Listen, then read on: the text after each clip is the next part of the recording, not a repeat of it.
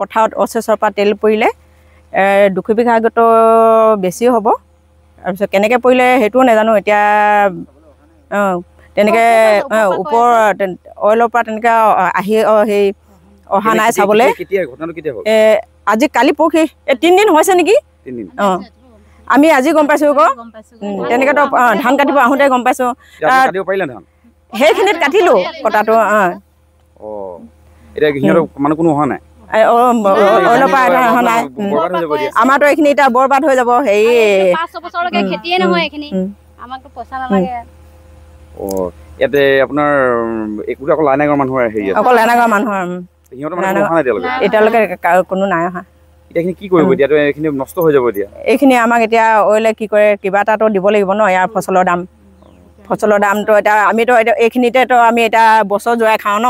এবাৰ নহয় এইবাৰলৈকে 3বাৰ হৈছে। অলপ চেফটি কৰিব লাগে, সেইটোও জানিব লাগে। এতিয়া 3বাৰলৈকে আমাৰতো এতিয়া ধানখিনি পকিব হৈছিলে। আমাৰতো এতিয়া কেনেকুৱা দুখ লাগিছে আমিহে জানিছোঁ। এতিয়া এইখিনিতো আমি এতিয়া নেপাওঁ।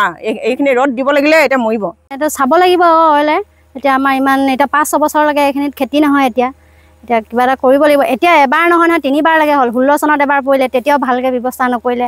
তাৰ আগলৈকে বা নাজানো, তেতিয়া সৰু হৈ আছিলোঁ। এতিয়া সেইখিনিয়ে ব্যৱস্থা কৰা নাই আকৌ এতিয়ালৈকে। ভালকৈ কৰিব লাগে। আৰু আহিছে ওপৰৰ পৰা চিঞৰি আছে। চিঞৰিলে নহ'ব নহয়, ওচৰত আহিব লাগিব।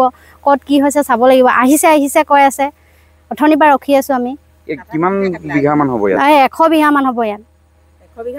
বেছিয়ে হ'ব মানে বিয়পি গৈয়ে আছে আৰু তেল পৰি গৈয়ে আছে ওচৰে পাজৰে। এতিয়া আপোনালোকৰতো চাবলৈ গ'লে খেতি একমাত্ৰ উপাৰ্জন। খেতি আছে, খেতি বেলেগ নাই।